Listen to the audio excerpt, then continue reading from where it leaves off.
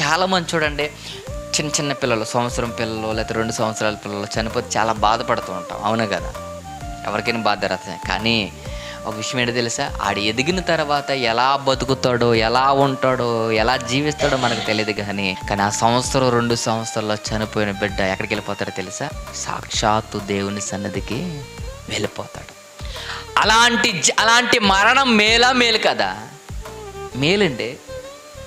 ఈరోజు మనం ఎన్ని సంవత్సరాలు వచ్చేసి 30-40 ఏళ్ళు వచ్చేసినాయి. ఈ 30-40 ఏళ్ళు మనం చచ్చిపోతే మరణం మేలు అని అనుకుంటుందా? చాలామంది అంటారు బతకడం అంటే చచ్చిపోతే ఏం బెటరు? వెళ్ళిపోయే ఒక క్షణంలో ఎక్కడ కాదో తెలిసా మల కాగిపోయే ఒక అగ్ని ఉంది. ఆ అగ్నిలో ఏగిచ్చేస్తాడు. అక్కడ ఏం మేలేం కాదు. మన మరణం చచ్చిపోగానే మేలు అనుకుంటున్నామేమో.